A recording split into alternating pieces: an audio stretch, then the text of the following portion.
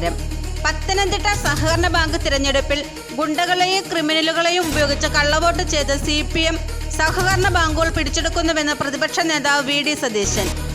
CPM വ്യാപകമായി കള്ളവോട്ട് ചെയ്തു. കള്ളവോട്ട് തടയാൻ ശ്രമിച്ച യൂത്ത് കോൺഗ്രസ് പ്രവർത്തകരെ തല്ലിച്ചതയ്ക്കുകയാണ് പോലീസ് ചെയ്തത്. നാണംകെട്ട പരിപാടിയാണ് പോലീസിന്റേത്. ഹൈക്കോടതി ഉത്തരവ് കാറ്റിൽ പറത്തിയ കോടതിയെ ലക്ഷ്യമാണ് പത്തനംതിട്ടയിലെ പോലീസ് ഉദ്യോഗസ്ഥർ ചെയ്തത്. കള്ളവോട്ട് ചെയ്യാൻ വന്നവരെ സംരക്ഷിച്ച പോലീസ് സ്ഥാനാർത്ഥികൾ അടക്കമുള്ള UDF പ്രവർത്തകരെ ക്രൂരമായി മർദ്ദിച്ചു. പത്തനംതിട്ട ജില്ലയിൽ പോലീസിനെയും ക്രിമിനലുകളെയും ഉപയോഗിച്ച് 21 ബാങ്കുകളാണ് CPM പിടിച്ചെടുത്തത്. കള്ളവോട്ട് ചെയ്യാൻ വന്നവർക്ക് പോലീസ് ഉദ്യോഗസ്ഥർ നിർദ്ദേശം കൊടുക്കുന്ന വീഡിയോ ഞങ്ങളുടെ പക്കലുണ്ട് എന്നും VD സതീശൻ പറഞ്ഞു. ബഹുമാനപ്പെട്ട ഹൈക്കോടതി കൃത്യമായിട്ട് അക്രമികളിൽ നിന്ന് സംരക്ഷണം കൊടുക്കാനുള്ള ഉത്തരവ് കൊടുത്തിട്ടു. ആ ഉത്തരവ് കാറ്റിൽ പറത്തിക്കൊണ്ട് കോടതി അലക്ഷ്യമാണ് ഈ ജില്ലയിലെ പോലീസ് ഉദ്യോഗസ്ഥന്മാർ ചെയ്തിരിക്കുന്നത്.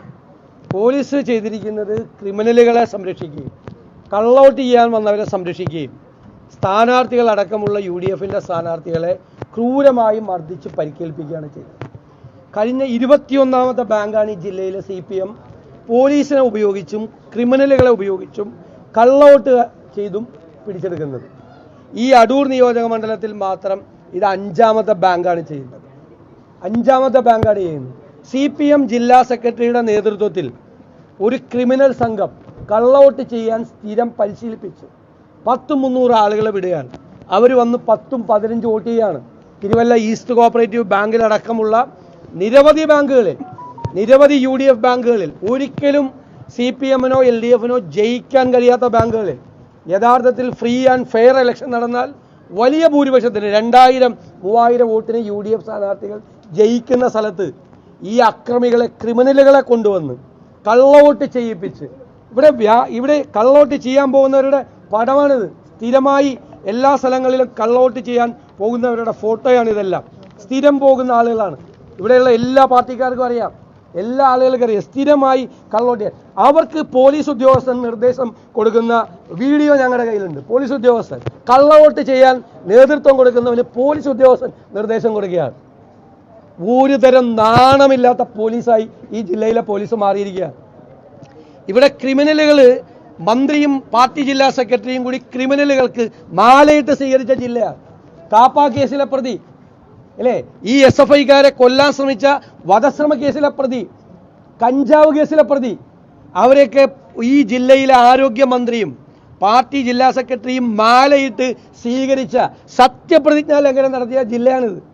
ഈ ക്രിമിനലുകളെ മുഴുവൻ പ്രോത്സാഹിപ്പിക്കുകയാണ്.